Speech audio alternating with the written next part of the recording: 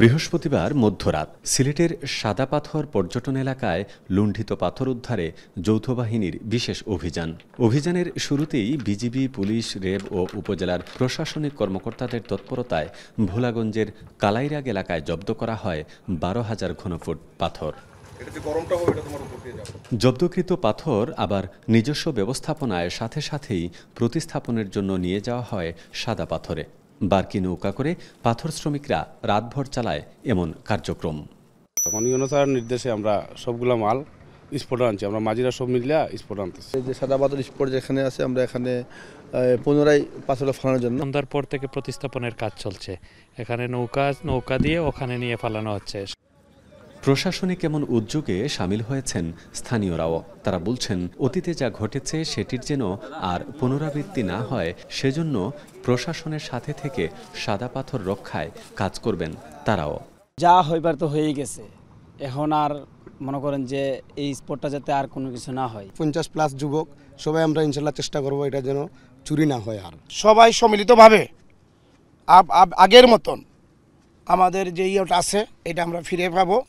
এদিকে মহাসড়কেও যাতে ট্রাকে করে লুণ্ঠন হওয়া পাথর না নিয়ে যেতে পারে সেজন্য সিলেট ভোলাগঞ্জ সড়কে রাত 8টা থেকেই অভিযানে নামে সেনাবাহিনী। নির্বাহী ম্যাজিস্ট্রেটের নেতৃত্বে চলে বিশেষ তল্লাশি। শুধু তাই নয়, প্রতিটি বোঝাইকৃত ট্রাকের পাথর নামিয়ে পরীক্ষা নিরীক্ষা চলে রাতভর। সেনাবাহিনী বলছে, লুট হওয়া পাথর উদ্ধার না হওয়া পর্যন্ত তাদের কার্যক্রম চলমান থাকবে।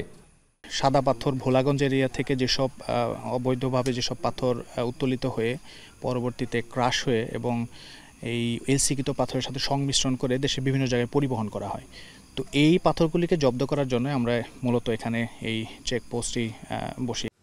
আর অভিযান পরিচালনাকারী নির্বাহী ম্যাজিস্ট্রেট বলছেন, ইতোমধ্যে চুরি হওয়া পাথর অন্য জায়গায় নিয়ে যাওয়ার প্রমাণও মিলেছে। তবে যে সকল পরিবহনে সাদা পাথর পাওয়া যাচ্ছে সেগুলো জব্দ করে অভিযান শেষে আইনি ব্যবস্থা গ্রহণ করবেন তারা। 200 থেকে 250 ট্রাক এখানে হয়েছে, চেকিংয়ের জন্য রাখা হয়েছে। তো আমরা চেক করতেছি, আমরা ক্যাটাগরাইজ করতেছি যে মানে যেটা হচ্ছে ভোলাগঞ্জের মানে ওই ক্যাটাগরির কোনো পাথর বা ওইটার কোনো অংশবিশেষ এদিক দিয়ে সিলেটের বাইরে চলে যাচ্ছে কিনা। তবে শুধু পাথর উদ্ধার নয়, বরং এই লুটের সাথে যারাই জড়িত তদন্ত সাপেক্ষে তাদেরকেও দ্রুত আইনের আওতায় নিয়ে আসার কথা জানায় জেলা প্রশাসন।